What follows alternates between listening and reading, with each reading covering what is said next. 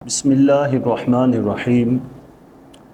حضرت امام احمد رضا فاضل بریلوی رحمۃ اللہ علیہ، آپ کے بارے میں ایک بہت خوبصورت بات ہے کہ آپ حدیث پہ بہت عمل کرتے تھے۔ یعنی جب کوئی حدیث سنتے تھے یا حدیث پڑھتے تھے تو اس پہ یقینی طور پہ عمل کرتے تھے اور اس پہ یقین پختہ رکھ کر عمل کرتے تھے۔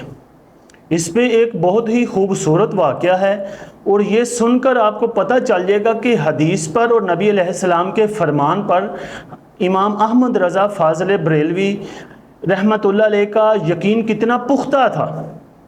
کہ ایک حدیث ہے کہ نبی کریم صلی اللہ علیہ وسلم نے فرمایا کہ جو شخص کسی مصیبت زدہ کو دیکھ کر یہ دعا پڑھے، الحمدللہ الذی عافانی مما ابتلاک بہ وفضلنی علی کثیر ممن خلق تفضیلا، جو شخص یہ دعا پڑھے گا کسی مصیبت زدہ کو دیکھ کر، اس شخص کو وہ مرض نہیں لگے گی، وہ مصیبت نہیں آئے گی اس شخص کو۔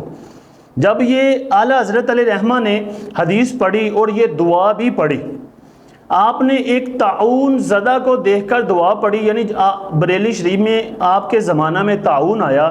طاعون ایک ایسی بیماری تھی جس کی وجہ سے لوگ مر جاتے تھے۔ یہ ایک بلکہ وبا تھی، بیماری تو تھی ہی لیکن یہ ایک وبا تھی، اس کی وجہ سے بے شمار لوگ مر جاتے تھے، جس کو ہو جاتا تھا وہ مر جاتے تھے۔ اس مرض کی علامت یہ تھی کہ لوگوں کے گلوں میں گلٹیاں ہو جاتی تھی، گلا پھول جاتا تھا، کوئی بول نہیں سکتا تھا، بخار بہت تیز ہو جاتا تھا۔ اعلیٰ حضرت علیہ رحمہ کو کسی اور وجہ سے، طاعون کی وجہ سے نہیں بلکہ کسی اور وجہ سے بخار ہو گیا اور گلٹیاں بن گئی، آپ کا گلا پھول گیا اور بولنے سے آپ قاصر ہو گئے، منہ بند ہو گیا۔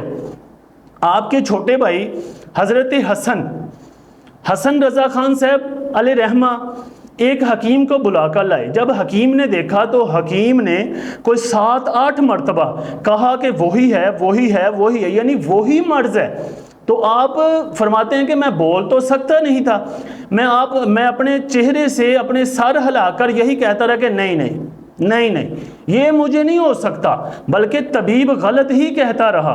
جب طبیب آپ کی تشخیص کر کر چلا گیا، اس نے یہ بتا دیا، آپ یہی کہتے رہے کہ جناب یہ بات صحیح نہیں ہے طبیب کی، تو آپ نے اس کی بات پہ یقین نہیں کیا بلکہ آپ اطمینان میں تھے کہ مجھے طاعون نہیں ہو سکتا، اس وجہ سے کہ میں نے طاعون والے کو دیکھ کر، یعنی جس شخص کو طاعون تھا اس کو دیکھ کر یہ دعا پڑھی ہوئی تھی۔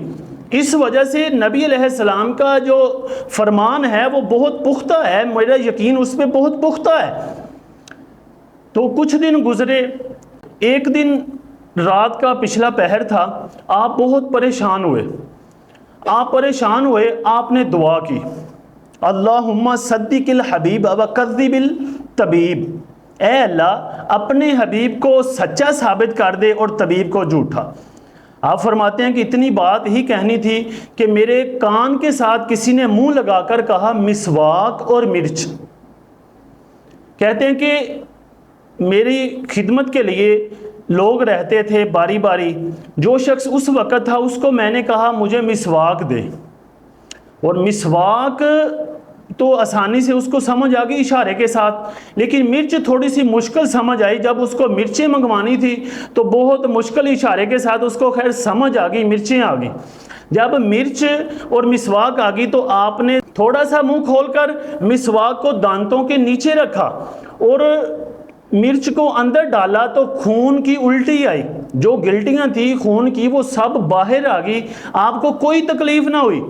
جب وہ خون کی الٹی آئی آپ کو تکلیف بھی نہ ہوئی تو وہ تکلیف بھی چلے گی اور آپ کا گلا بھی ٹھیک ہو گیا، آپ کا مرض بھی چلا گیا اور کچھ دن کے بعد آپ کا بخار بھی چلا گیا۔ پھر آپ نے اس طبیب کو بھیجا کہ جناب میں تو ٹھیک ہو گیا ہوں۔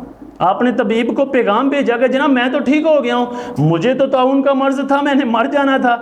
آپ نے فرمایا یہ ایسا نہیں ہو سکتا کیونکہ میں نے حدیث پڑھی تھی، نبی علیہ السلام کا جو فرمان ہوتا ہے وہ بدلتا نہیں، ہمیشہ وہ پختہ بات ہوتی ہے اور وہ ہمیشہ ہو کر ہی رہتی ہے۔